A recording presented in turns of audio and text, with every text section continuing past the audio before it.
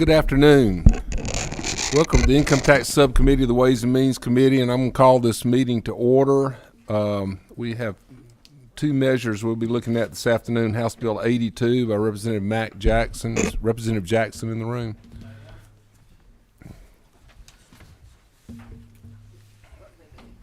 If you'd like to come up and just for the audience, identify, tell us who you are and where you represent and who you got with you, and tell us about your measure, please. Thank you, Mr. Chairman, members of the committee. Mac Jackson from District 128. I have House Bill 82 here, working off LC 432539. And I have copies, hard copies, if anybody needs some. I brought some copies with me, Mr. Chairman, to pass out. Anybody prefer to have a hard copy? Okay. Okay. Sorry about that. Thank you.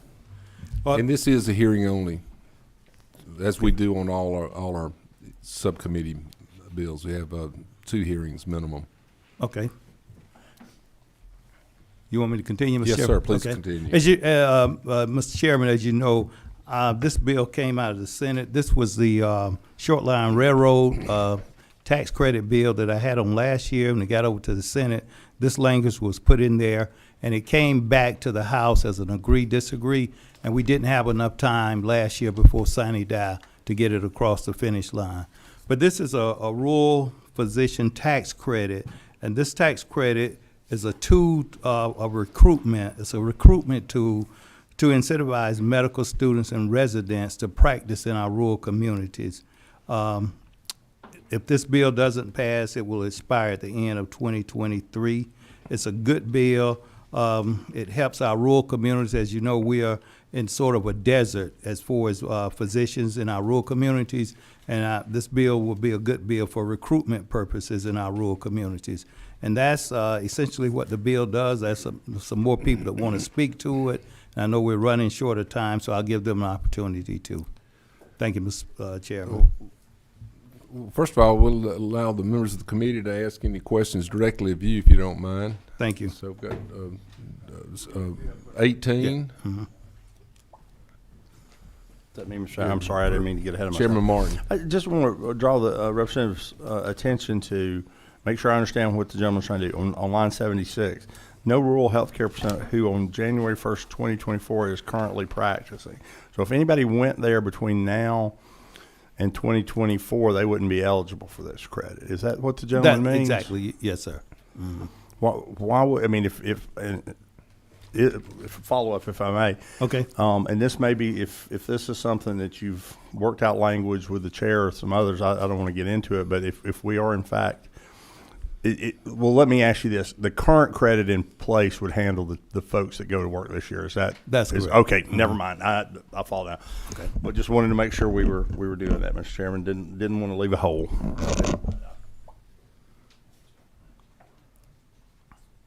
You got a question?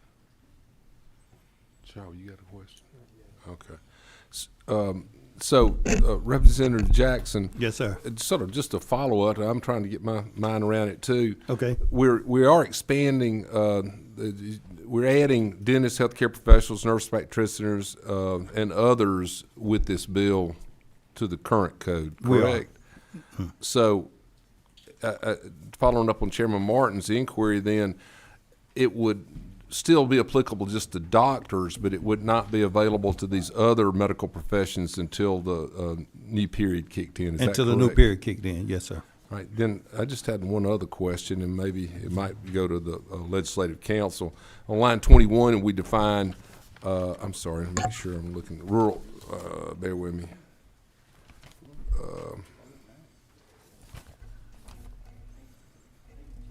Do we have 2 definitions? Oh, okay. Well, I stand, all right, I was looking at 2 different bills, so that's the only question I have. Any other questions from members of the committee? Oh, here we go. Chairman? Go ahead and let Chuck answer it. All right. Chairman Martin? Mr. Chairman, I mean, I guess you bring forward that. I'd like to talk to the gentleman about the dates of it. I mean, if we're having these shortages, and we are, you wouldn't be bringing the bill.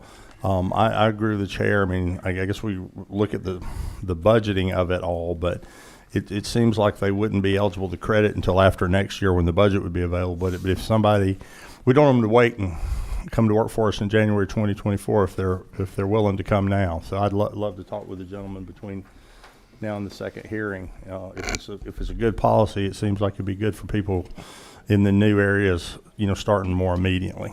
Sure. Thank you, Chairman Martin. I'd encourage you to do that. All right. I have a couple of questions, but I'll wait until the other people have a chance to speak, Representative, and then they may get answered. Okay, Mr. Chair. All right.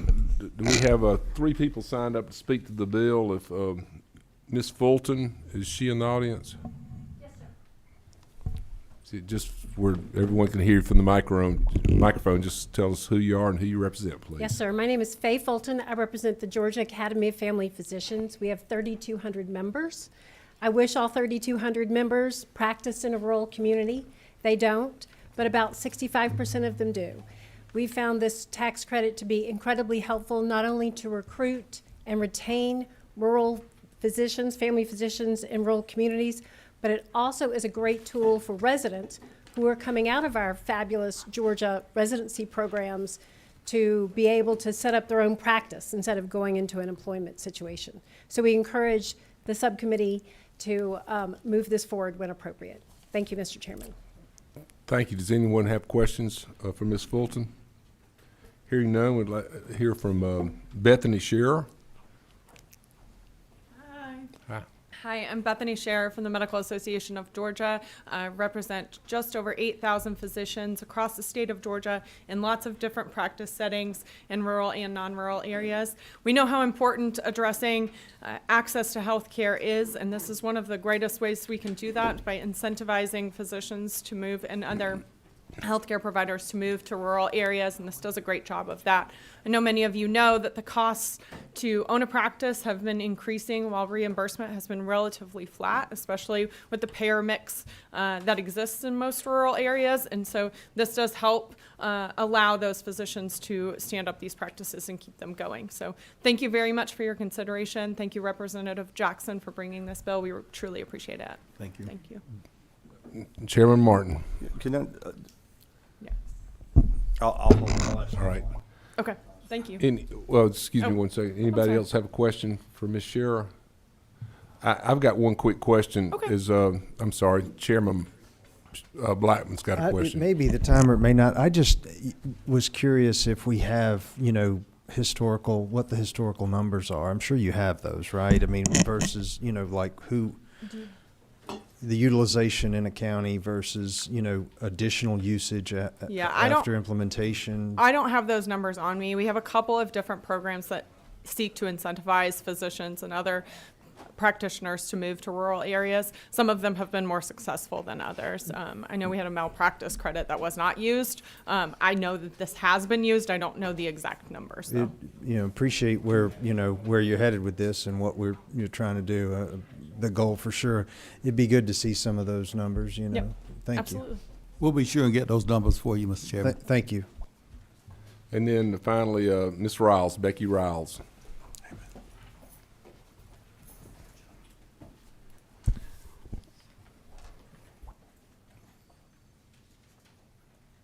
Go ahead. Good afternoon, Mr. Chairman, members of the committee. I'm Becky Riles. I represent the Georgia Primary Care Association, which is the association for the community health centers all across our state, the majority of which are established in rural communities. Community health centers are federally qualified health centers, and they allow physicians and other providers, nurse practitioners, dentists, PAs, to see individuals on a sliding fee scale, so they can serve individuals who are uninsured and underinsured. We appreciate Representative Jackson bringing forth this legislation. It has served to be a tremendous recruitment tool for our medical students and residents as they are coming out of practice. Once they go through a training, a cycle, an experience in a rural community, who wouldn't want to stay, right? Mr. Chairman, on line 58, if I'm anticipating your potential question, rural is defined as a population of less than 50,000, according to the last U.S. Census. And Chairman Martin, I believe that the non-physician providers could be taken care of if you move that effective date. But currently, this would be moving forward. It would close that gap for physicians between 2023 and 2024, and then provide for non-physician providers to take advantage of this tax credit. Well, thank you, Ms. Riles. Is any questions from the members of the committee for Ms. Riles? How about for the author of the bill? Hearing none, I think we stirred up some good questions. Ms. Riles referenced one definition of rural county in the bill. There's two definitions. There's also one on line 17, so that's maybe a question that the Legislative Council can help us. There's a definition for rural county on line 17, and then on line 58 is a different rural county definition. If we could find that, I, as the chairman of the Income Tax Subcommittee, would also like to know, this measure does have a $2 million cap. I'd like to know, is there a cap right now? It doesn't appear to be. And then the historical information that Chairman Blackman asked for, just information to help us better understand how important this bill is to the community, to the state, and move it forward with it. Chairman Martin. Yeah, Mr. Chairman, I sound this to get some guidance from you and Chairman Blackman. I believe that we're trying to sunset the top section in 2028. It's only applicable for 5 years, so if it goes through 2023, I understand that. In the top section, it gave 5,000. There's no carry forward. I would suggest that some of the other folks that we're bringing into the bill may not be able to use the entire tax credit in a year. That we might want to look at allowing them to carry forward. I just don't know if that's a policy that Chairman Blackman is would entertain as we work to perfect the bottom section. So if we could get some of these answers up, we just want to better understand it and have clarity and move forward. Any final questions for the author of the bill? Hear none. Thank you. It was a hearing only, and look forward to getting this information prior to another meeting. Thank you, Mr. Chairman. Thank you, members of the committee. Next call for House Bill 490, Representative Fry. Is he in the room? Unless if you have anybody testifying with you, otherwise you're free to present at your desk.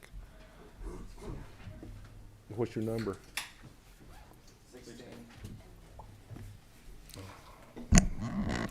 Thank you, Mr. Chair, members of the committee. Bring to you House Bill 490. I'm working off of LC 432673. We all know that we've been in this housing crisis issue that's gone on, and affordability has just gone through the roof, and a lot of our Georgia citizens are unable to compete with the institutional investors and other folks that are investing in the single-family home rentals. Now, I'm not against that at all, and I think that certainly has a place in the continuum of housing, but I also feel like that this particular piece of legislation would de-incentivize single-family rental investments, which would give us an opportunity to kind of level the playing field and help our folks in the state of Georgia achieve the American dream of home ownership by taking off some of the pressure on the market. What we're looking at here is a simple supply and demand issue. We have high demand and we have low supply. And you can do two things to affect a supply and demand issue. You can increase supply, or you can try to reduce demand. This particular piece of legislation does the second part of that in an attempt to be the first state in the nation to remove the deduction from the state income tax for single-family rentals. Now, I know that there's a lot of people, maybe in this room, maybe on TV listening to this, that have rental properties. including my family members. But I think it's important that if we're going to talk about housing, if we're going to bring up an issue, that we need to lay everything on the table. And this is one of the things that I think would reduce some of the demand from all the way from an Airbnb rental up to these companies that own up to 10,000 homes, and then up to BlackRock that has $1 billion to invest into homes in the state of Georgia. And this will simply remove their ability to depreciate an asset that we all know gains value. The allowable time period for a depreciable asset as far as a rental house is concerned is 27.5 years. You know, this started back in the day during the industrial age when factory owners in the late 1800s realized that their factories were losing value because they were working in them, and everybody started building factories. And so it started as a corporate situation where you're allowed to deduct and depreciate your commercial assets. You own a restaurant, you own the building, you can depreciate it. You have a factory that make widgets, you can depreciate it. But somehow over the years, this has turned into single-family rentals as a corporate exercise, which allows the depreciation of an asset that over the past year has appreciated in this state 21%. So if you have $1 billion to invest, $1 billion is your basis. Your first year, you can write off $36 million.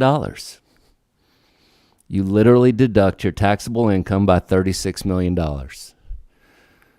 While the appreciation over the past 10 years in the state of Georgia for a single-family unit is 10.6%. This yields 14.2% ROI just in the past decade on these investor dollars. And I think it's important to understand that what we're doing to our citizens right now, when 1 out of every 4 homes sold last year was for investment purposes, what we're doing is we're allowing these hedge funds and these investors to create what I call an American nightmare. And I would urge this legislative body to consider the renewal of the American dream of home ownership. It's the best way to create generational wealth. Home ownership policy is health care policy, it's education policy, and it's socioeconomic policy. I would venture to say that everybody behind the rail here owns a piece of property themselves. Except for maybe 1 or 2, because you're too young. Maybe. So with that, I'll answer any questions, Mr. Chair. I know this is it's a tough subject, and I appreciate everybody's consideration for this. Michael Jordan, Casey Carpenter. How are you, sir? Chairman Carpenter. Thank you, Representative Fry, for bringing this. Obviously, you know this is a important issue to me as well, but I would challenge you on the depreciation piece, just from the fact of roofing does not barely last that long if you're lucky. AC doesn't last that long. Carpet, which is near and dear to my heart, doesn't last that long. So there are actually assets that are depreciating over time. They're not allowed to depreciate the land, which is a lot of the values in as well. So I think I do think I understand your intention for the legislation, but I think maybe I think we're discounting the fact that things do lose value. All right. Number 27. Thank you, Representative Mr. Craig. Chairman. You and I have talked about this a little bit recently.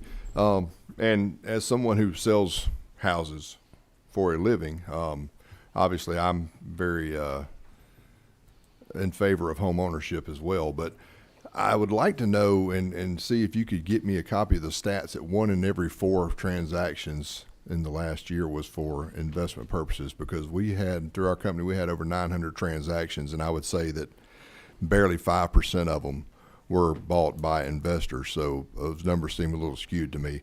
And then secondly, if we are only going to focus on the demand side, okay, I'm assuming you would agree that these homes that were bought by investors, they're all rented now, correct? I can't answer that question. But do you think it's safe to assume that most of them are rented? Honestly, I can't answer that question because there's tens of thousands of homes that are being purchased across the state, and I really couldn't tell you. Okay, do you own rental homes? Yes, I do. Are any of yours vacant? No, actually, I don't. Okay, My family does, and does any organization you're involved with or a member of own investment properties? yes. Okay. Are any of those, how many of those are vacant? There are some vacancies. I couldn't tell you because we're flipping some right now. Okay. So there's a pretty high demand for rental properties. I think we can agree on that. If we cut out these investors buying these, where do you want those folks who are renting those properties to live? If we disincentivize investment properties and rental properties. I agree we want to promote home ownership, but I think focusing on the supply side and not the demand side, I think what you're going to have is you're going to have a lot less rental properties available for people who are unable to buy and still need a place to live. So I can totally, Mr. Chair, am I allowed to answer that or? Okay. So I appreciate what you're saying, and certainly this is a demand side only piece of legislation, and we do have a collective of other supply side pieces of legislation that are being considered. And rather than create a very complicated and thick, unreadable omnibus housing bill, this is the way we've decided to do it, is to cut it all up into little pieces. And so this is really, I believe it's one of the only bills that actually addresses demand side. To Representative Carpenter's earlier statement is certainly those items do depreciate for sure. And there are depreciation scales for different pieces of a home. If you do if you plant a bush within a certain number of feet to the house itself, you can depreciate that bush. And there's a lot of this that goes on that I think, and I say this when we're addressing other pieces of legislation that have been proposed, that one at a time, a depreciation allowance doesn't sound so bad. 1 year you do one year you do another one, a couple years later you do another one. But collectively, when you put them together, it puts us into this situation. And when we have hedge funds and investors with seemingly bottomless pockets, I think it's our duty as the government to step in and create an environment where our citizens, our tax-paying citizens in the state of Georgia, can survive and thrive, and not somebody that doesn't live in Georgia or doesn't pay taxes here. Representative Fry, now you're giving commentary, but this is question and answer time right now. So I'm going to recognize Chairman, is it Carson or Chairman Washburn? 28, please. Sorry, Mr. Chair. Representative Fry, as you know from many conversations we've had, we both share an interest in trying to increase home ownership in Georgia, and I appreciate your courage and innovation, I guess you would say, in the creativity of this bill. As you know, I've been in the real estate brokerage business a long time and actually make a living selling investment real estate. Just a question. So as I read the bill, you're excluding private owners. In other words, you're taking away the tax deduction only from corporations that own single-family houses. Did I read that correctly or not read it correctly? Yes, sir. I think currently, as the bill sits, it's corporations and single-family. It does not touch multifamily or private ownership. And so the guy that owns 2 rental houses, this would not affect them. I'm still studying it truthfully. I think we have all read with interest, and I, for one, was surprised to read of the thousands of homes that have been bought by out-of-state investors. As a general rule, I'm a free marketeer. I believe in letting the free market work. But those folks from out of state are coming in here for a reason. Whether or not the tax deduction, the income tax depreciation deduction, and the removal of that would do what you want it to do, I'm not sure about. And truthfully, I've got to sit down with my calculator and just do a little calculating and thinking about what a cash purchase does and how much that depreciation does to affect the yield. So that's the only question I have, is about the corporation. And thank you again for your interest and for your creativity in trying to do something about it, whether or not your bill goes forward, or if I can support it, because of the intention I've got to just really come to grips with what will it accomplish. Thank you, Mr. Chairman.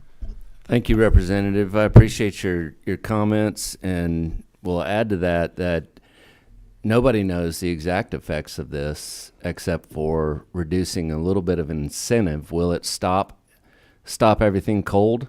I can't tell you, because no one's even tried this before. We're out of time now, so but y'all, let's. I would encourage anyone that has any further questions to get with the author of the bill. Try to get your questions answered. This is a hearing only today, as previously mentioned. With that, we'll just adjourn the Income Tax Subcommittee because we have many more measures to hear. Thank you.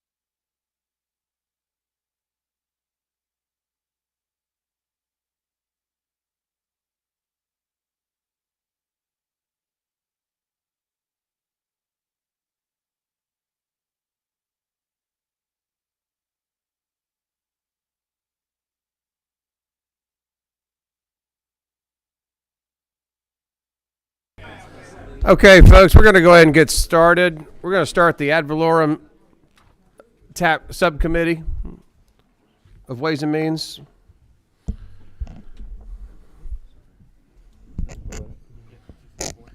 We're going to hear House Bill 264.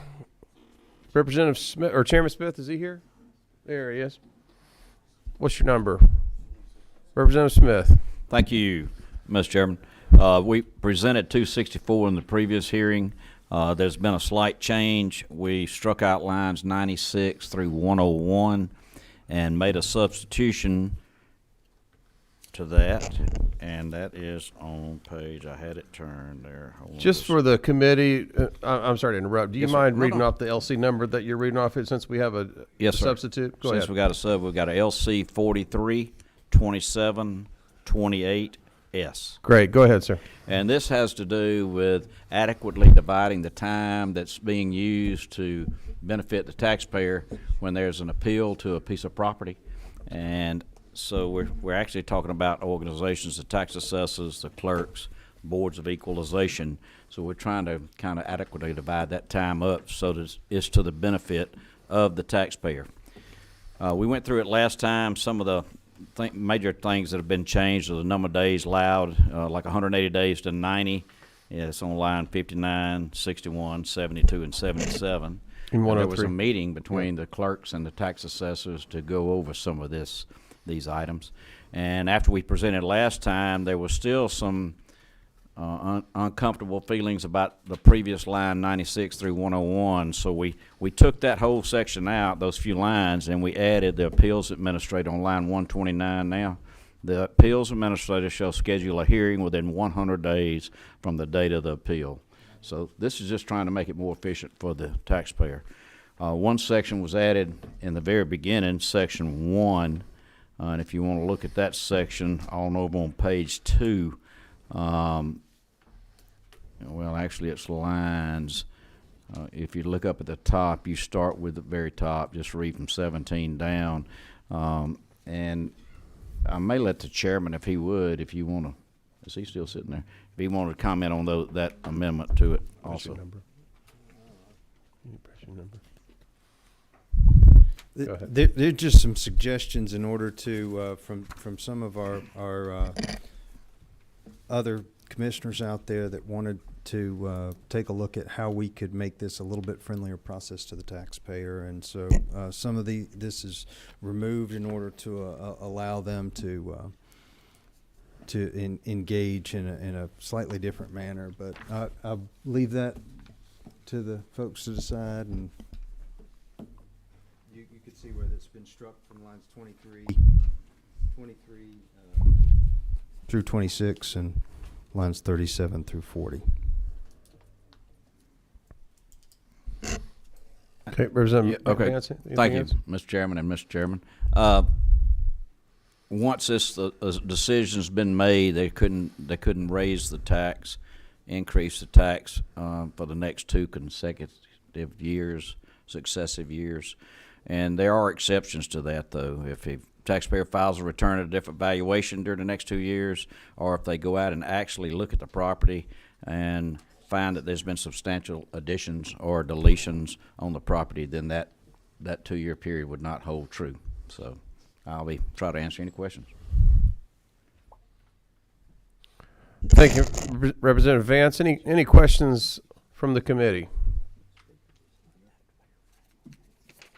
No questions from the committee? I believe we have one person signed up to speak. Steve Swindle with GAAO. Thank you, Mr. Chairman, members of the committee.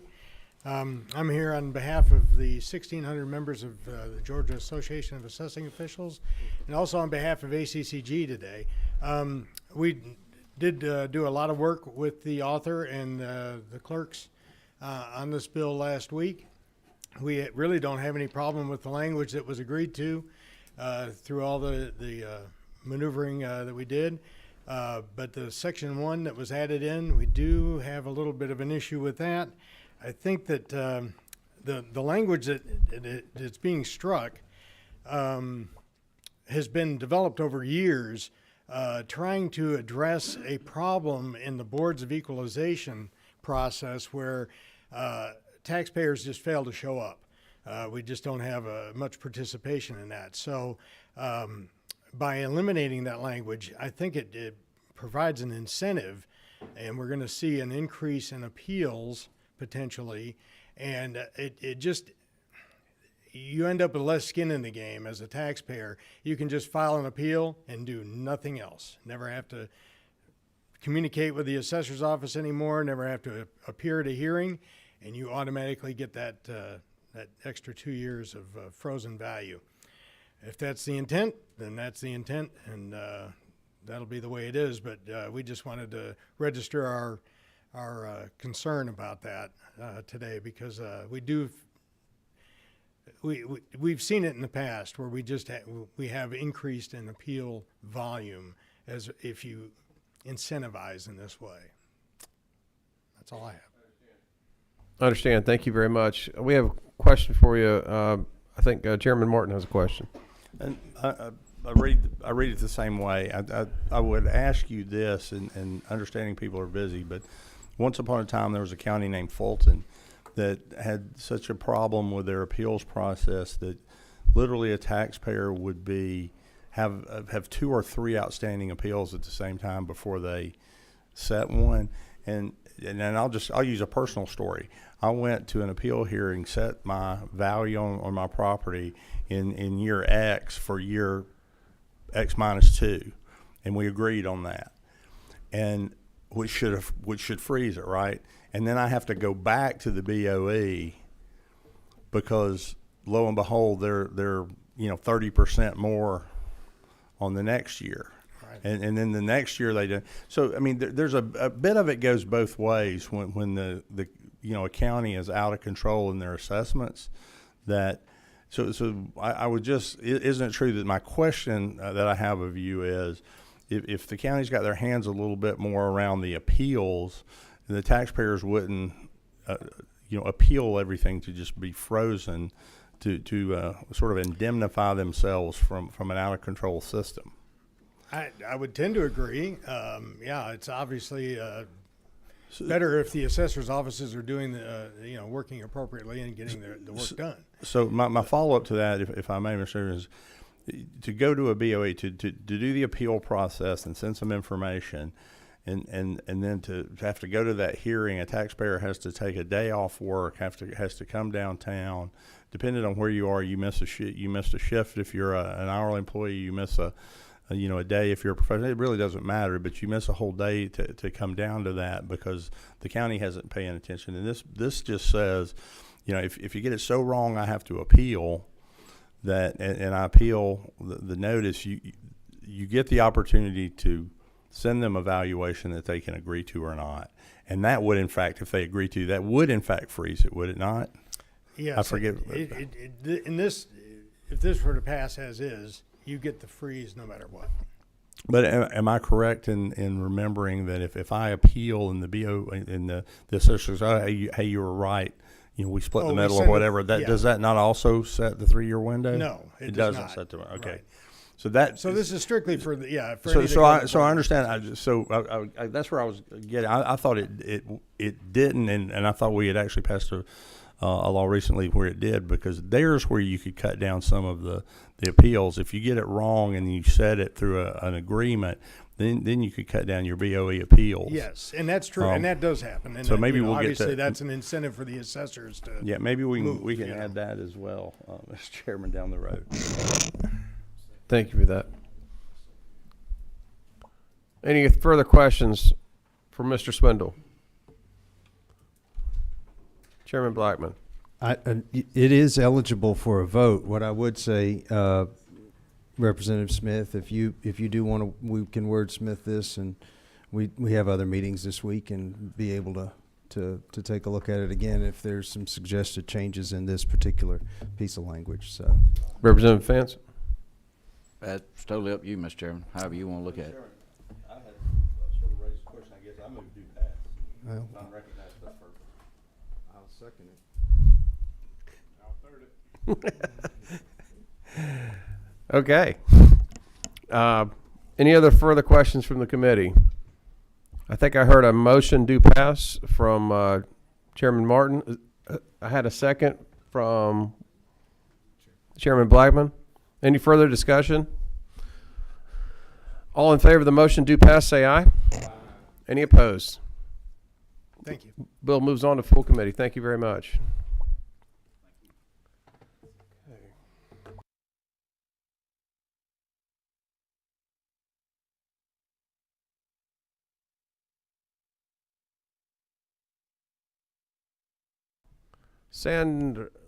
House Bill 322. Representative Scott, come on up.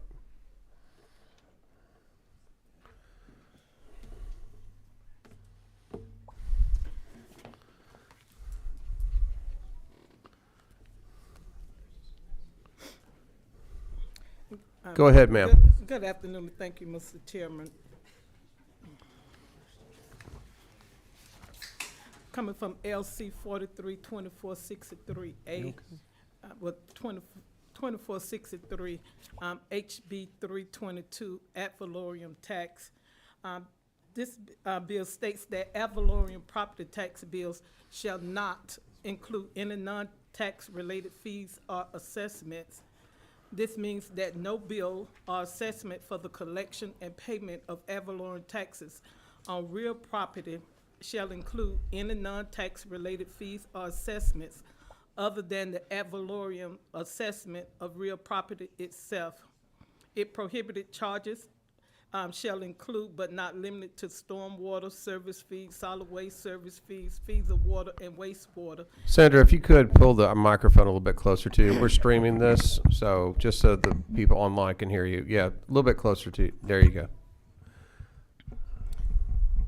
Okay. It prohibited charges shall include but not limited to stormwater service fees, solid waste service fees, fees for water and wastewater, and any late fees, penalties, or interest related to anything other than ad valorem taxes on the real property itself. It further state that non-tax related fees and assessments shall not include any fee, assessment, charge, or cost related to delinquent ad valorem property tax collection. And if the taxpayer remits only a partial payment to the tax commissioner or other local fiscal authority, such partial payment shall be first applied to the outstanding balance of ad valorem taxes on real property that are due and payable. And that is the bill within itself. Thank you, Representative Scott. Any questions from the committee? Okay. Who's number 16? Is that Representative Fry? Go ahead, sir. Thank you, Mr. Chair. Representative Scott, thanks for this bill. Appreciate you bringing this. This is a bill that we've seen a couple of times with the past chair of this committee bringing it forward, and it really does separate out any sort of fees that a municipality could charge and foreclose a home with. So I like this bill. Thank you. Someone up here said the Brett Harrell Act, yes.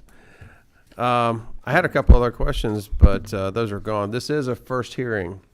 Other questions for Representative Scott from the committee? Okay, we have one person signed up to speak. Larry Ramsey from ACCG. Go ahead, sir. Thank you, Mr. Chairman and members of the committee. And as Representative Fry said, we have seen this bill before, and ACCG was in opposition then and is in opposition as well to House Bill 322. So I'll be brief. You've heard some of these issues before if you've been on the committee for a few years. But we saw the data we had from the last time this bill was before you was that from at least the county perspective, we have more than 50 counties that put some other type of fee on the tax bill. And if we separate those out, then of course there'll be administrative costs. There'll be some citizen confusion that are used to paying all these bills, at all these fees and taxes at one time. We have no record of anyone losing their property to foreclosure because of an unpaid fee, or at least we did not from the last time we did this survey. The practical outcome, in addition to the additional cost that would be on local governments to separate these out, is there are limited options for local governments to collect some of these fees separately. So let's take, for example, stormwater fees, which, for example, Athens-Clarke has.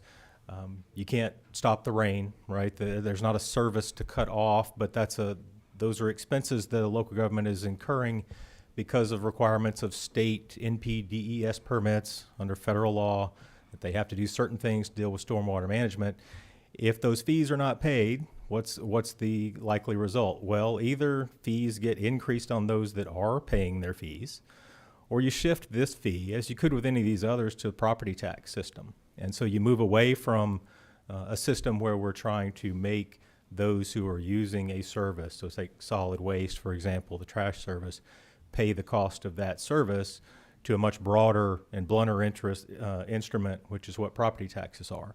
So some confusion to property taxpayers or any taxpayers, fee payers, additional cost, and again, moving away because of limited options for local governments to collect on these elsewhere.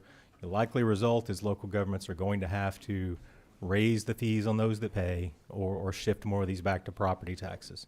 So again, as we did several years ago with previous versions of this bill, we do at ACCG believe this is not good policy.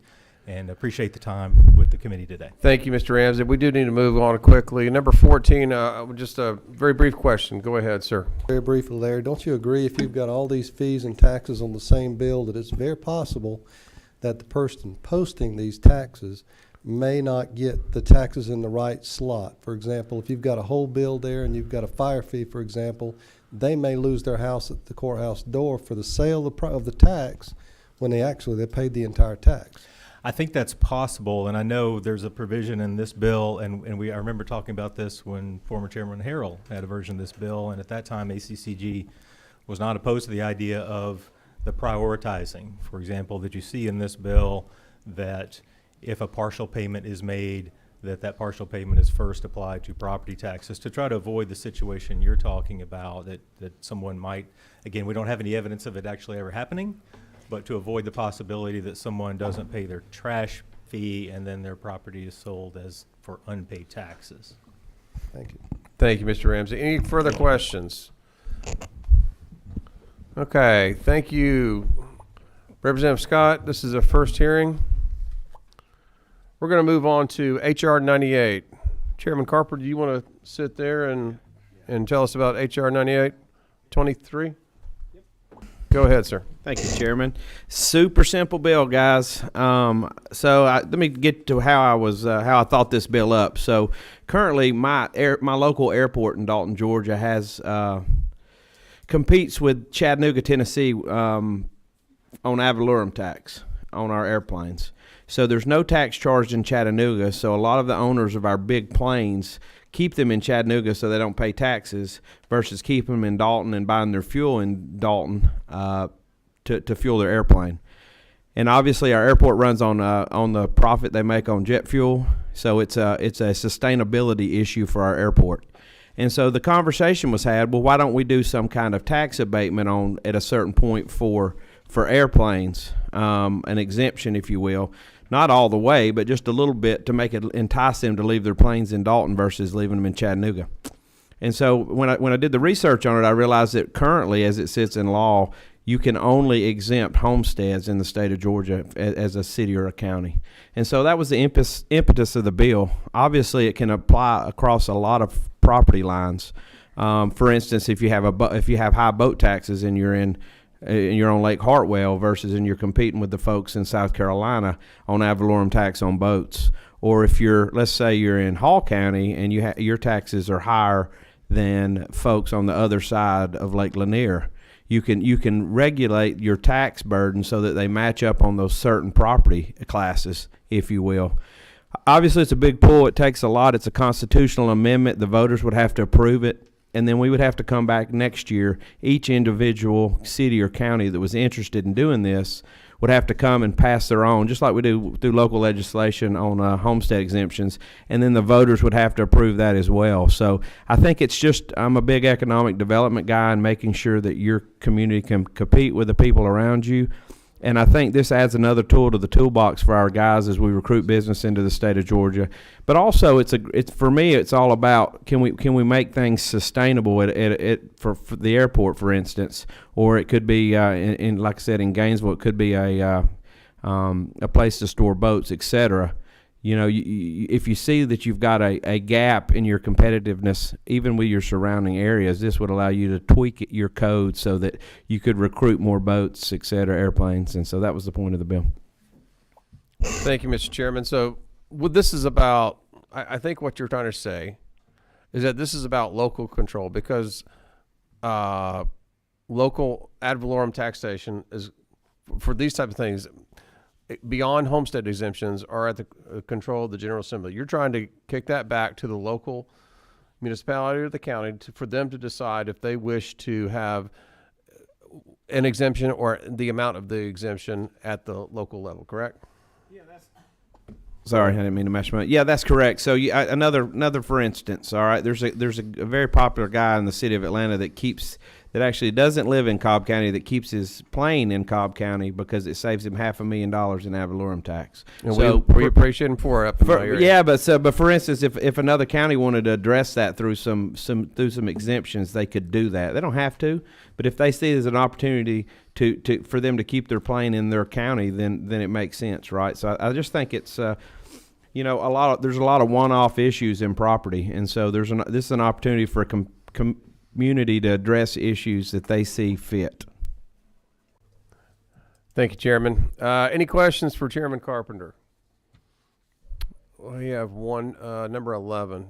Chairman Newton. Thank you, Mr. There we Chairman. Thank you for the bill. I think it's an interesting attempt, in a way, or effort. Is there anything that's currently taxed? I mean, you mentioned airplanes. I mean, is there a risk that a local community could start to play favorites between what businesses or entities they liked or didn't like? Was there any requirement for fairness to those that are already so the there? voters, right? Whatever they decided to do would have to go in front of their voters to see. And obviously, you'd have to do a good job explaining it. For us, it would be, look, we're going to bring about 10 planes down here that currently aren't housed, so we're giving away something that we're not getting anyway. And as they pay for the jet fuel, it'll help my airport be sustainable, so it'll save the taxpayers money in the long run. It's the same as any other economic development play. Thank you. Thank you for that, Chairman Carpenter. Any other questions for the committee? Okay, I've got one speaker, Mr. Ramsey again. Come on up. So I haven't, We'll been find out. haven't been in front of the committee for a long time, so I thought I'd combine my appearances. So thank you. ACCG does oppose this on policy principles, and I want to explain briefly why that is. Right now, the Constitution, the core concept in the Constitution is that all property is taxed uniformly. All real property, all personal property, all tangible property. And then over the years, the General Assembly and then the voters, by constitutional amendment, have made exceptions to that uniform requirement. So motor vehicles through the TAVT system, forest land, there's a proposal to change timber taxation before the General Assembly this year. So there have been very targeted, specific amendments to the constitutional uniformity requirement, and homestead exemptions is one of those. That's also in the Constitution that carves out owner-occupied properties for special treatment later if the General Assembly decides to grant, and then the voters approve those homestead exemptions on the local level. H.R. 98 simply adds the language "or other exemption." That could be anything.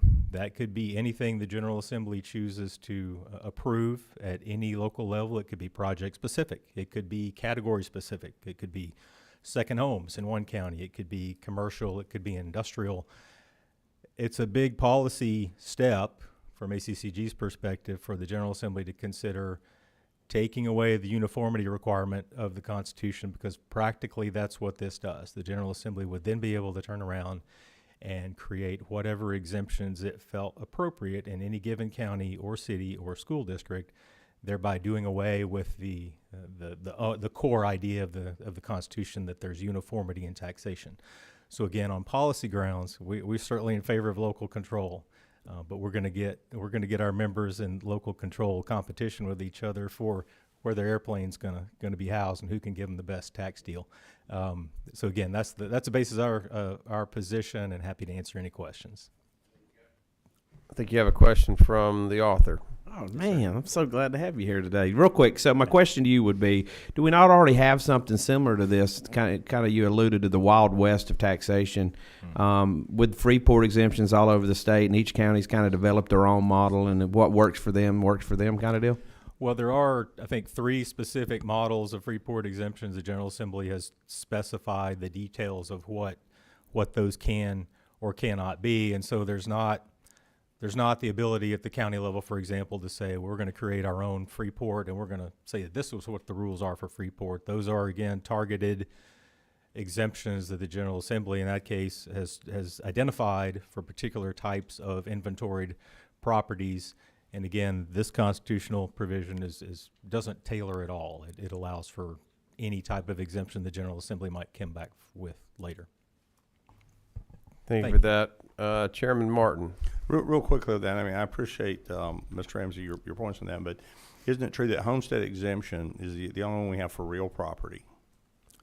that we have homestead exemption, because isn't it true that real property is where it is and can't move? Sort of by definition. That's right. And Okay. So following up on your Freeport example, communities do sometimes get in competition where they do or don't adopt Freeport because they're taxing things that stay with them for a while but move through. And so it does seem to me that you've made the point, the gentleman's point for him, airplanes move around, and it's just a bit like inventory. I mean, you could treat them as, inventory for the county for a bit. They can come, they can stay, they can go. And so this would be, a bit like it could be applied based on the same theory as Freeport. I would suggest to the gentleman, since it's a 2-year carryover for next year, that perhaps you limit the other exemptions to that on personal property and not real property, to be careful that counties don't get in competition about defining different levels of exemption for a manufacturing plant to get in that kind of competition. Only have those other exemptions on movable type things. I think that it would go to what Mr. Ramsey said, and it would stay in line with the Freeport. Thank you for that, Mr. Chairman. Noted. Any other? Any other questions from the committee? No other questions? All right, this is our first hearing. Chairman Carpenter, thank you for bringing this forward. Anything further before the committee, the subcommittee? All right, thank you for that. We are adjourned.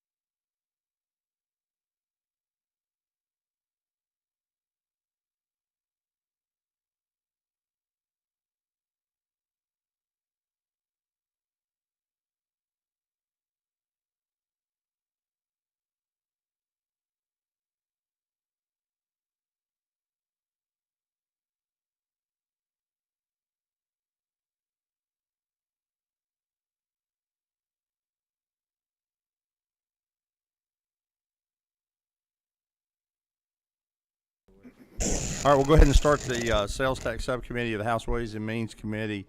The first item we'll have for considerations this afternoon is HB 230. HB 230. Dr. Newton, you want to press your button and you can present from your... Thank you, Mr. Chairman, members of the committee. House Bill 230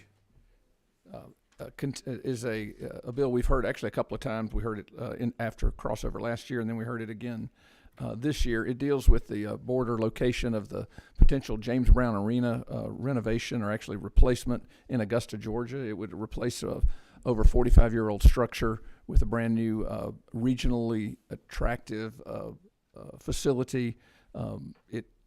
Particular the C-Splosh portion, the Coliseum replacement, using a half-penny sales tax would allow all who shop in the area, including 40% from out of the county or even out of the state, to help contribute to the cost of that new replacement with a new facility. I know we had a handout at the end of the session, both last year and previously this year. It would allow the funding to be managed by that half-penny sales tax in the local area. Actually, it would allow a referendum for the local voters to vote on a half-penny additional sales tax to do that replacement, and that's the gist of the bill, sir. Thank you, Representative Newton. This is our second hearing on this item.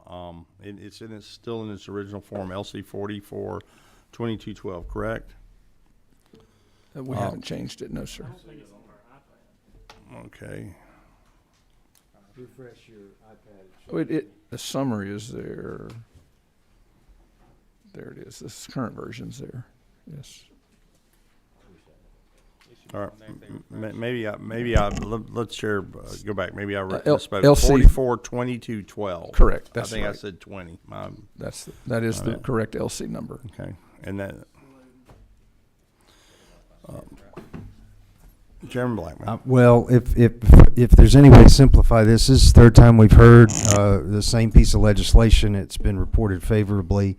I would move do pass, Mr. Chairman. Chairman is recognized for that purpose. We have a motion due pass on HB 230 LC 442212 in multiple seconds. Is there discussion? Discussion on this? Any discussion? All those in favor say aye. Aye. Any opposed, no. It passes. And 408.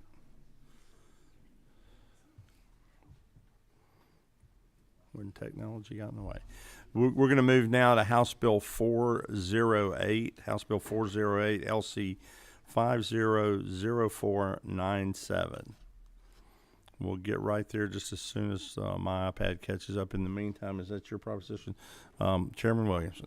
Thank you, Mr. Chairman. Members of the committee, I bring before you House Bill 408, LC 500497. In a nutshell, all this bill does is extends the sunset on projects of regional significance for the exemption of sales tax on construction materials. Be happy to answer any questions. Are there any questions for the gentleman? Has a strong sponsor lineup, Chairman Williamson and Chairman Blackman. I have a motion that this do pass. I have a motion and a second that this do pass. Any discussion? Discussion. Hearing no discussion, all those in favor say aye. Aye. Any opposed, no. It moves on. Chairman, see the chairman didn't get up. House Bill 283. House Bill 283. You can do that from there. Press number 9. Yes, ma'am. Thank you so much, Mr. Chairman, and I appreciate you allowing me to sit. I hurt my foot late last night, so I'm in a pair of tennis shoes and didn't want to have to let everyone see that, but I just admitted it. So,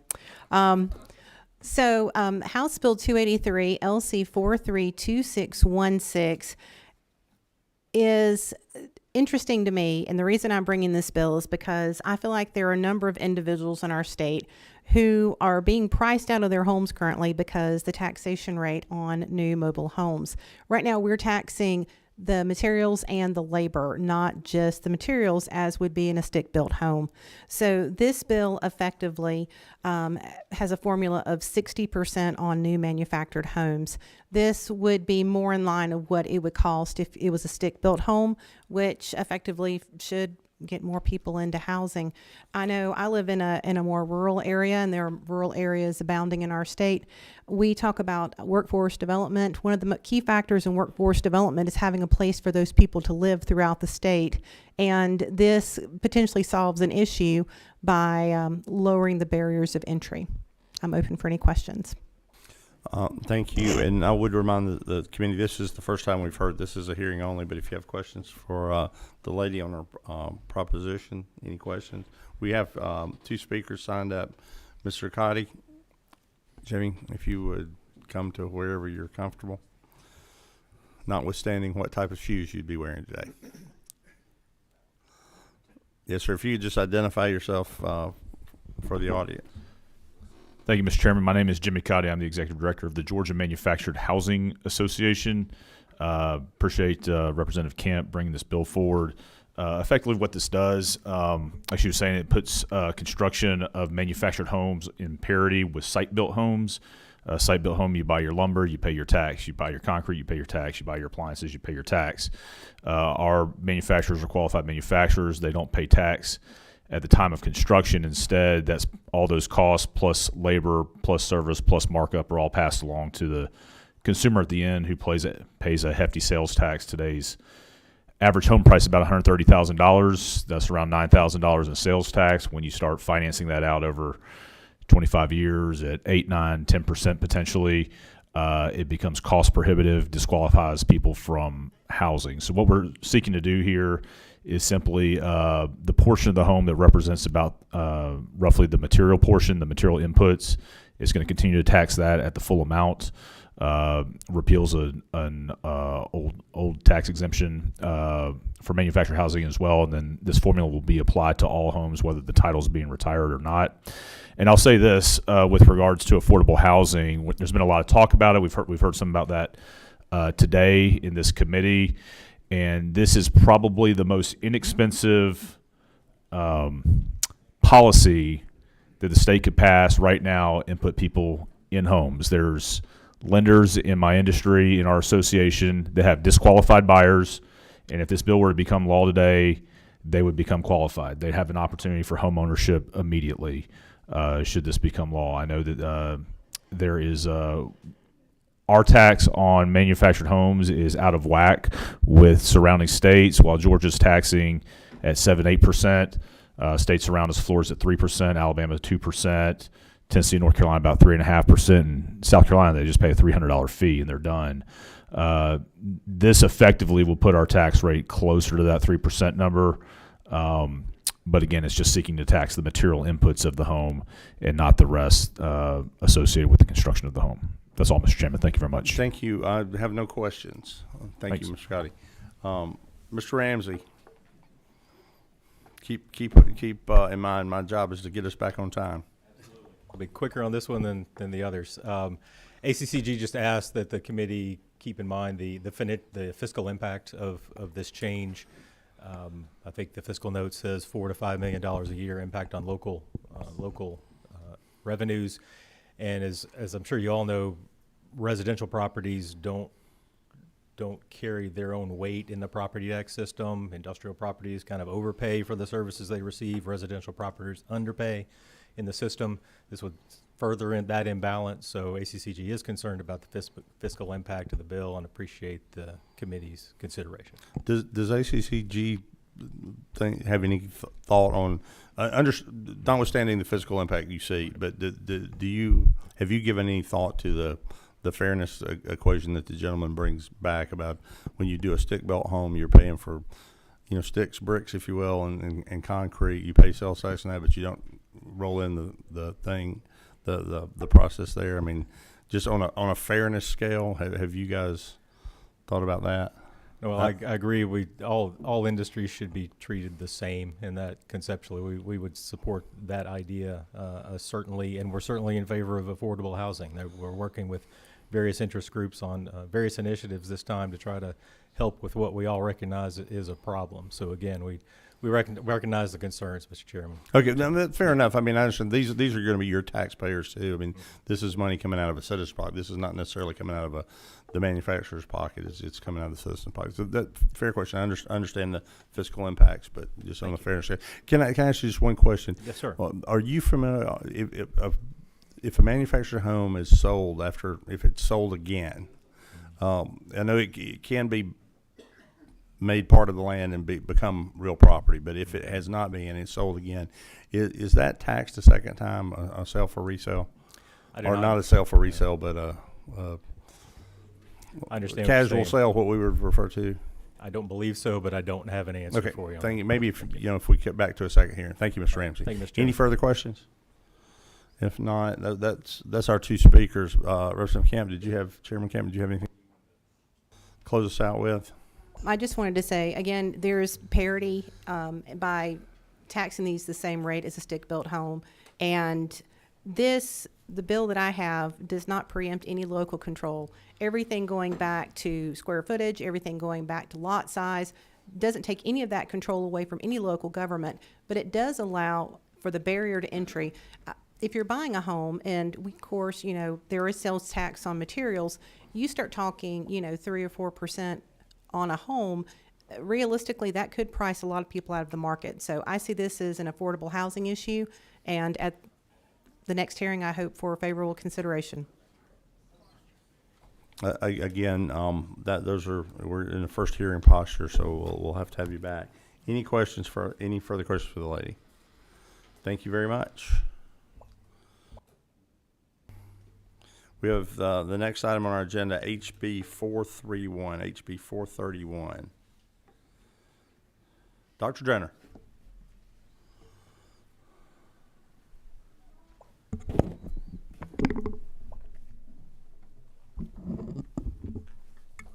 I also was worried about my shoes.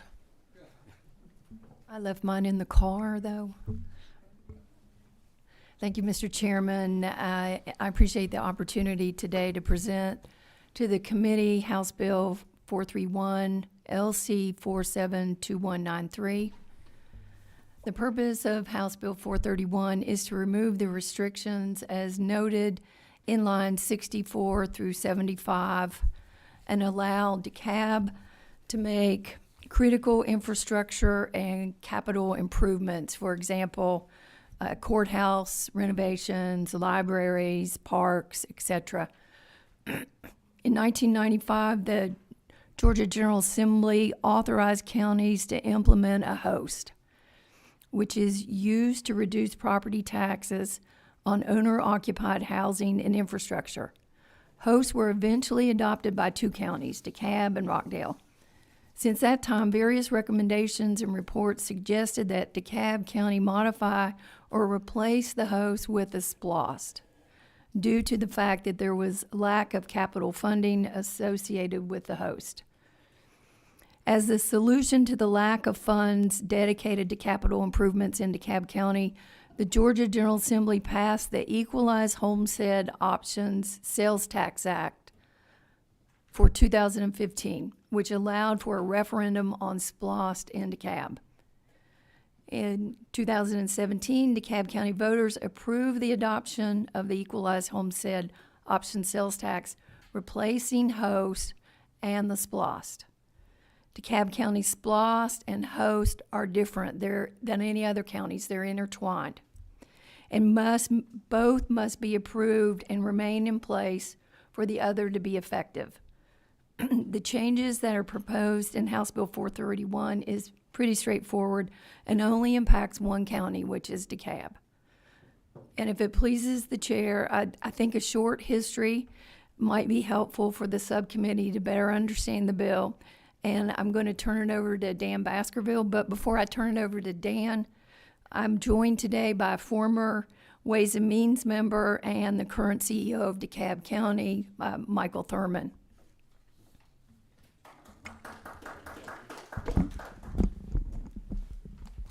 Mr. Baskerville, are you going to yield to the CEO if he wishes to comment, or are we, you don't have anything for us at this time, or you want to go later, Mr.? I don't want to take you out of your batting order, but I did want to give deference to the CEO if he would like to.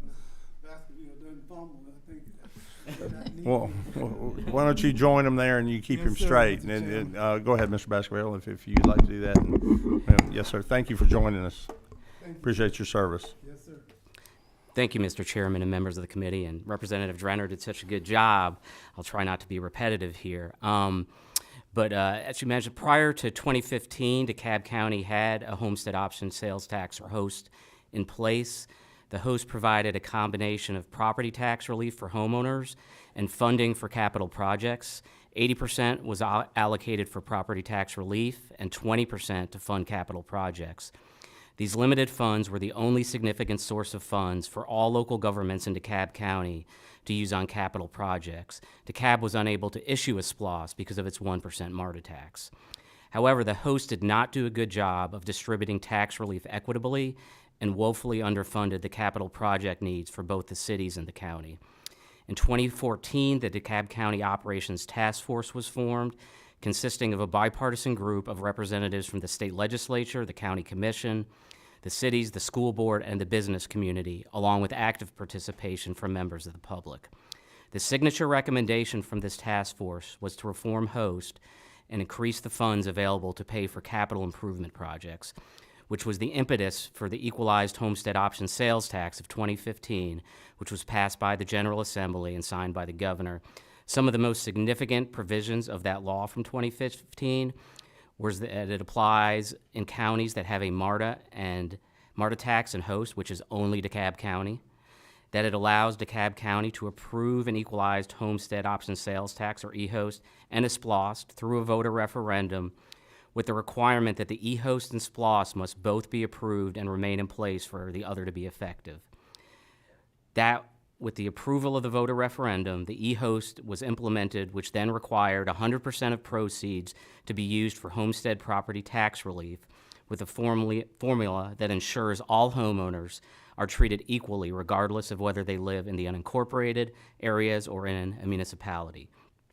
Also, with the approval of a voter referendum, the county was permitted to levy a SPLOST, with proceeds from the SPLOST being allocated on a per capita basis between the unincorporated areas and all the municipalities located within the county, unless altered by an intergovernmental agreement. The 2015 law was subsequently amended during the 2017 legislative session. The primary purpose, and I think Chairman Blackman might have been the chairman of the subcommittee that bill went to.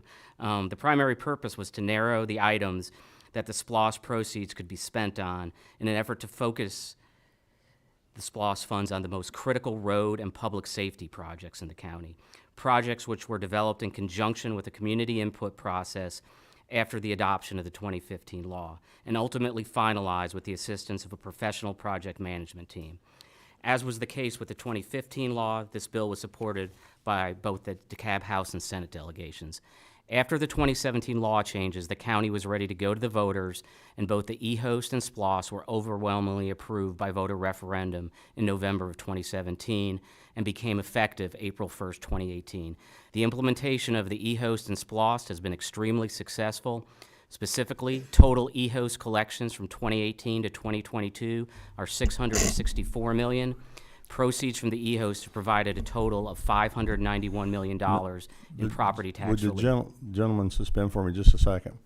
Given that the CEO is paying you on an hourly basis, no, I'm joking, but just for a little, if you could maybe give us a 30,000-foot approach, since this is the first hearing, we're going to ask you to submit that to the committee for the members to have. Okay. And then they can pour over it. Again, that's a great history of it, and I take nothing away from that. But just in the interest of time, we do have to get prepared for the full committee, and we're in a Okay, I can sum up in 30 seconds. You're on. Okay.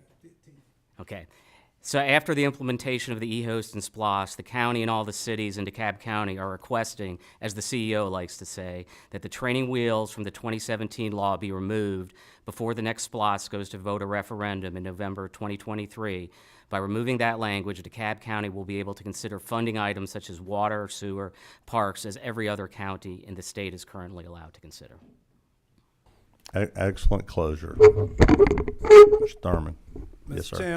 Mr. Chairman, thank you all for allowing me to come to my committee that I love. When other colleagues were begging to get on appropriations, Speaker Murphy told me, son, you need to get on Ways and Means because they can't spend it unless they collect it. And so Ways and Means is such an important committee, and I'm just honored to be back. It's a special day for me. The e-host is the key part of this legislation. We've generated $591 million in property tax relief for DeKalb County ad valorem taxpayers. It's an unprecedented amount. We want to continue that over the next 6 years to generate approximately $600,000 that must be credited against ad valorem tax liability. Also focusing on infrastructure, primarily roads and streets that had been neglected for decades. So I'll stop now. We had a referendum, 71% of the voters voted yes 5 years ago. It's professionally managed, and we're excited by the opportunity that this will provide us going forward. Mr. Chairman. Thank you, CEO, and I think we have it. I don't see any questions, but we would look for if you could submit that, Mr. Baskerville, and I'll get with Chairman Blackman, and I know that the days are short here, but we'll get it back for a second hearing before subcommittee, and the chairman will get with you, Dr. Jenner, and for scheduling that. Thank you, Mr. Thank you Chairman. very much. And thank you, Dan, for working with us on time. I see no further items before the subcommittee. Am I correct there? I have no further items before the subcommittee. So without objection, the sales tax subcommittee will stand adjourned.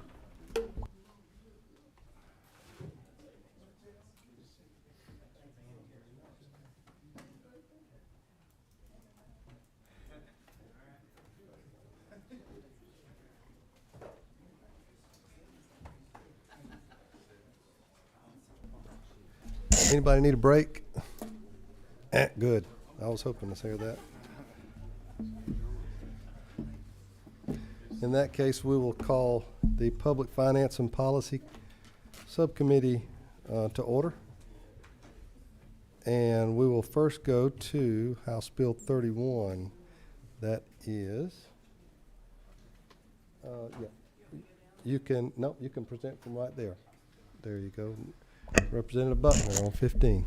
Thank you, Mr. Chairman. I would, before I present the bill, I would just say that there are a number of handouts that are posted on the iPads for you if you're interested that I'll refer to. This is a bill that actually has passed the House before. It just didn't make it across the finish line last year in the Senate. The Hazardous Waste Trust Fund fees are collected, and they have not been dedicated to the Hazardous Waste Trust Fund, and that's essentially all the bill does, is just dedicates those fees so that they can be used to clean up hazardous waste sites that are located all across our state.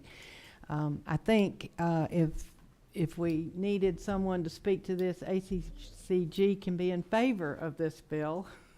Contrary to some of the others that they talked about today. I see a thumbs up. If there are any questions, I'll go in more detail, but I know you're trying to catch up on time. Questions of committee? This is the second round. I would appreciate your favorable consideration. We have a move. Is there a second? We have a second. All those in favor of moving forward with House Bill 31, LC 4329, LC 432494, will say aye. Aye. All those opposed. Bill moves on to the full committee. Thank you. No, dyslexic.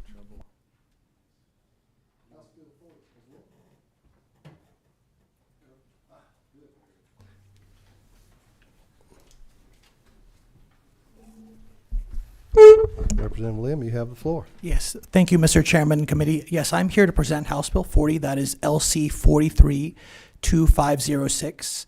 This bipartisan bill seeks to provide one solution to one aspect of our housing problem, specifically homelessness and those who are precariously housed, such as those escaping domestic violence or human trafficking.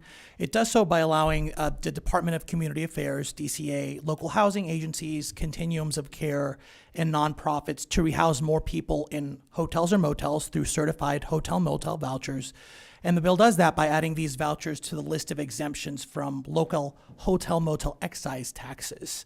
To give a quick background, these vouchers are issued from a larger pot of Emergency Solutions Grant Formula funding from HUD, and that's awarded to DCA or directly to certain larger counties. And those funds are administered directly by those entities or through subrecipient organizations, nonprofits, and all of them use the funds to directly pay the bill at a hotel where a person has presented a voucher to stay.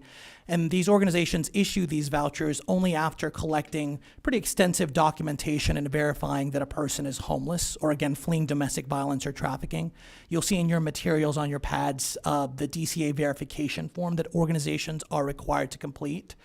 So by adding this program to the exemptions for local hotel-motel excise taxes, we'd allow DCA and these organizations directly to save funds specifically for emergency housing and, of course, to rehouse more of these vulnerable populations in hotels.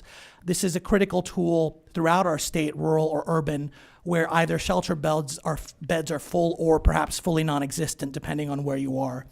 You may know, and it's in the language of your bill, there are a few existing exemptions to these local taxes. One is for us as members of the Georgia General Assembly when we're traveling on official business. But another is when people self-certify that they're staying in a hotel as a result of the destruction of their home by fire or another casualty.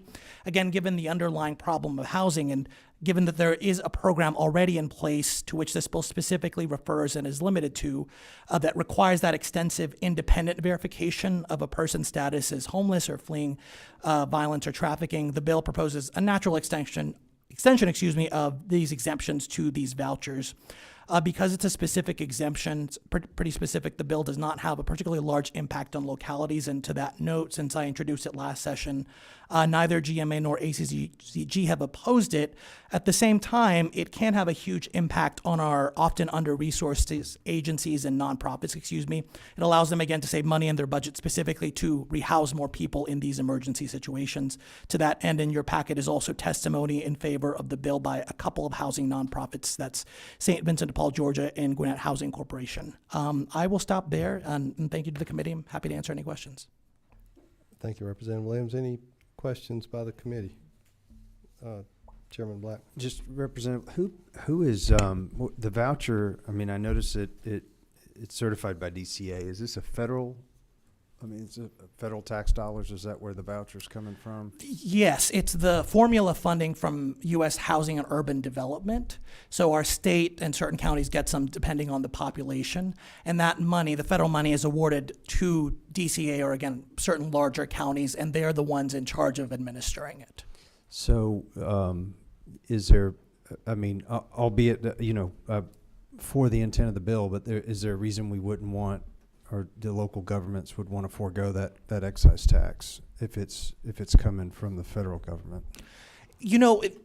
It's coming from the federal government, but actually oftentimes it is administered by local housing authorities and local county agencies, county housing agencies. So it's there. It's the taxpayers' money. We are getting it. We are not saving the government money. We're saving our local agencies and nonprofits more money in order to be able to rehouse more people, because that money is specific to Georgia. But they're just conduits. Is that correct, for the dollars that are coming from the feds? Correct. It's taxpayer money. So Georgia taxpayer money goes to them. It's formula funded back to us.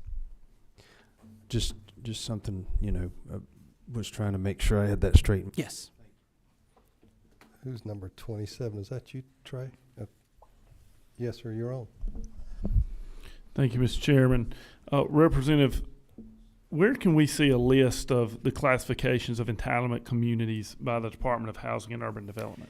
Yes, it is on the DCA website. One of them is I would look, and I'm happy to provide this to the committee as well, as the Emergency Housing Voucher Program of the DCA. So that is the place to see what those communities are. And could you, if I can follow up, Mr. Chairman, can you explain to me the process for how the Department of Housing and Urban Development decides what an entitlement community is? Yes, I don't have the specific size numbers, but it's particularly large counties and some consolidated governments. A few of those are, I mentioned Gwinnett, Atlanta, Augusta, Richmond, Fulton County. So it's dependent on the size. And that entitlement designation, to be clear, is not specific to this program. It's specific to HUD programs in general. But I'm happy to get the information on the specific population sizes for Representative Kelly. Now, would we be suspending this tax collection? The benefit would only apply to those counties that you just mentioned? That's the only ones that fall under the DCA program here, or other counties outside of the ones you just mentioned also eligible to apply? Yeah, so it would not be specific to those entitlement counties. From my understanding, all 159 counties benefit from these vouchers. Those entitlement communities, the larger ones that get directly, they administer their own program and are not eligible for the larger DCA funding. So the non-entitlement communities, they go for the DCA funding. So the vouchers are administered through DCA. So in that way, the vouchers are, people throughout 159 counties are using them. And so the exemption would be applicable to all 159 counties, to the extent that those counties or localities levy an excise tax, of course. And just maybe a couple more follows up, Mr. Chairman. I know we're trying to move. So you said it'll apply to domestic violence. It'll apply to homelessness. Yes. And are those only two? Domestic violence, homelessness, and human trafficking. Those are the three main categories, and that is located, if you will look at the verification form by DCA, that has that listed out. And what's the what's the stop if HUD change these definitions to expand out the communities? Or is that a DCA control process? I'm just wanting to know if Yes. maybe we ought to put some guardrails to make sure if there's certain segments of the population we want to capture, should we just list those somewhere here ourselves? I think we can feel free to do that. Technically, that is a HUD designation, but I don't see anything that would necessarily stop us. I will also say, from my understanding of this issue, that designation has not changed, but technically, we could certainly add more of those guardrails ourselves. All right, thank you, Mr. Chairman. Thank you, Mr. Chairman. Appreciate the bill. It already exempt is a 30-day or longer. Do you know, two questions, I guess. Do you know the average length of a homelessness stay, for example? Is it less than 30 days? Yes, it's less than 30. I forget the exact number. It really depends on where, but it's less than 30 days. And second, kind of regards that entitlement community, and you mentioned a formula, a federal formula, maybe off of what the Chairman Blackman said. If the federal formula is based on an average per night times a certain number of nights that were needed in the previous year, if we just lower the price, will they just lower our HUD grant next year? If it was $115 last year and we had 50,000 nights, and now we tell them, oh, we've cut off 8%, so now it's only $104. Will the formula just lower our amount from the feds? It will not, and in certain other jurisdictions that is outside of Georgia, that has not impacted the formula funding, no. Thank you. Chairman Williams. Thank you, Mr. Chairman. Representative Lim, thank you for bringing this measure. I do want to just get a little bit of clarity, if you don't mind. Of course. It's my understanding that this bill would exempt any state and local sales taxes, as well as a $5 hotel motel fee. Is that the intention of the bill? No, so to be clear, it is only the local. Okay, excise only, tax. I mean, not Correct. the state, so only the local, but it would include the $5 hotel motel fee, if applicable. If applicable, yes. Right. So I guess this is sort of following up what Chairman Blackman was saying. These are federal dollars. There's no state dollars. It's administered by the Georgia Department of Community Affairs, but there's still local services that are going to have to be delivered to these citizens, from fire, police, for all the reasons they're being taxed as a regular hotel, motel, lodging operation to begin with. I fail to see the connect.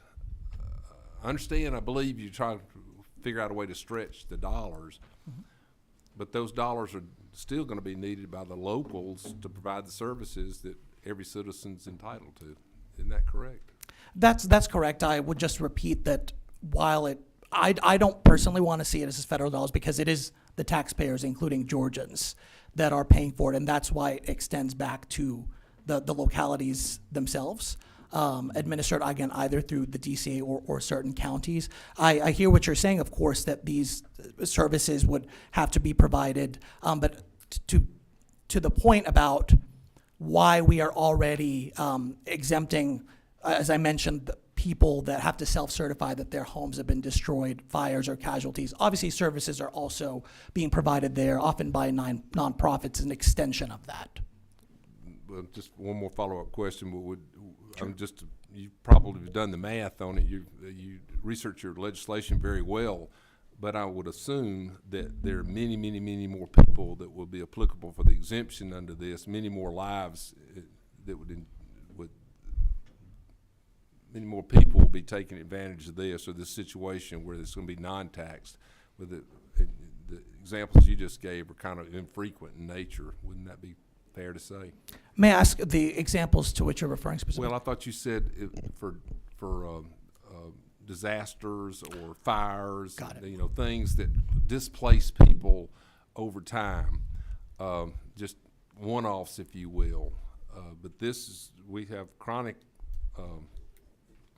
homeless problems across the entire nation, not just the state of Georgia. So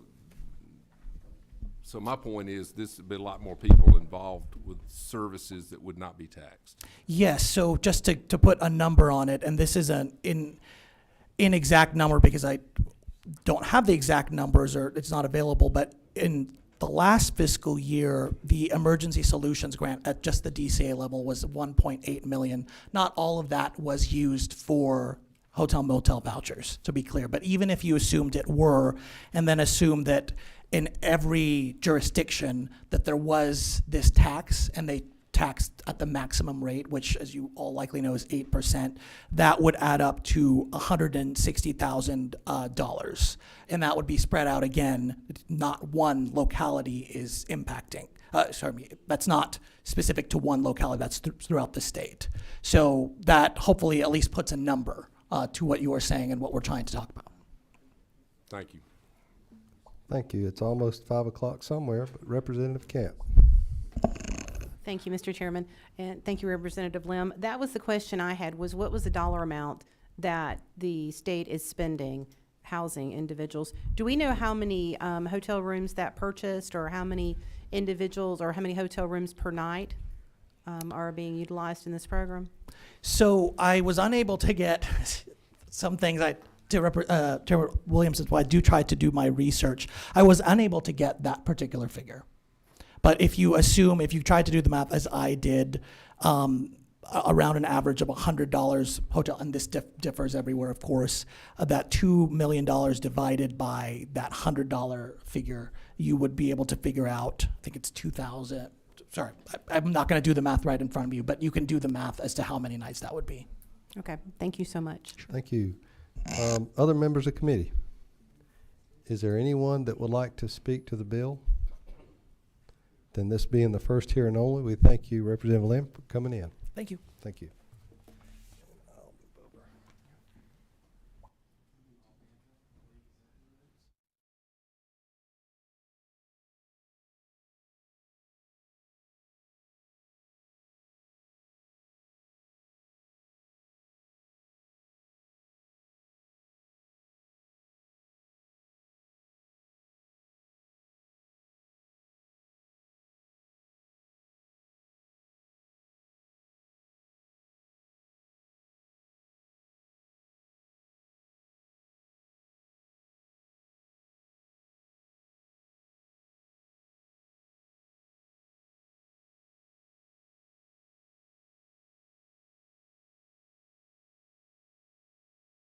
$127, which passed out unanimously yesterday in the Senate committee. It is the oversight destination marketing funded by local taxes.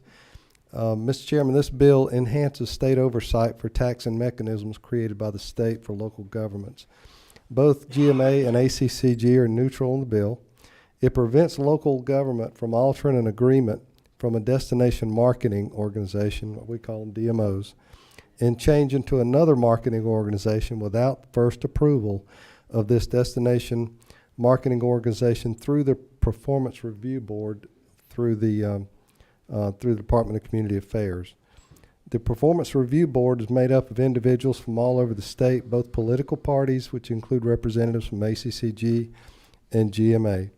DMAs book large groups, if you will, and events many years in advance, and that's what it often takes for these several years to build an established relationship. Consistency in these DMOs are a very big deal. This bill only allows for those that produce over $500,000 in hotel motel taxes, and as you know from the beginning, hotel motel taxes are different in that they are where hotels tax themselves to market to bring people for those heads and beds. This is what the bill does. It's very simple, and I'll answer any questions. Thank you, Mr. Chairman. Any members of the committee have any questions they want to ask? We've got one right here. Mr. Chairman, go ahead. Chairman Stevens, did you have trouble getting co-signers on your legislation? No, I just trust my own. That's strong, Mr. Chairman. Okay, anybody before we have a couple people who want to speak. Anybody want to ask a question before that happens? Right quick, we're going to have Mr. Lee Hughes come to the podium there. Thank you, Mr. Chairman. My name's Lee Hughes. I'm representing the Georgia Association of Convention and Visitors Bureaus and the Tourism Leadership Council. Chairman Stevens did his usual fine job of explaining the bill, so I'll just tell you that both of those organizations support this, and I'm happy to answer any questions if you have any. All right. Anybody have any questions to Mr. Hughes? All right. Let's recognize Mr. Sprouse. Thank you, Mr. Chairman. My name is Jim Sprouse. I represent the Georgia Hotel and Lodging Association. We support this bill. We think it clarifies the responsibilities of the Performance Review Board. All righty. Thank you. Y'all have any questions for either one of the people that presented? This is first hearing on that bill, Mr. Chairman, so we'll look forward to hearing from you again. All right. Thank you. Meeting adjourned.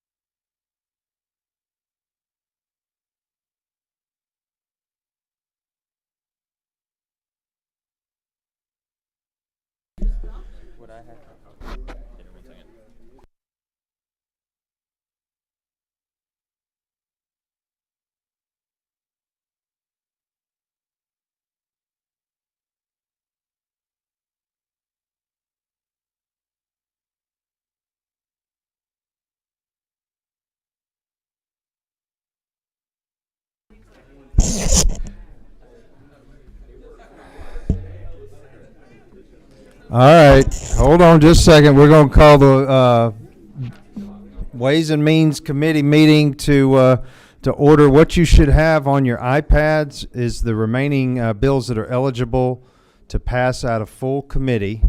We have had 2 hearings and subcommittee has acted upon. But before we do that, Chairman Carpenter, would you give us a brief invocation here, sir? You're good at that, I know.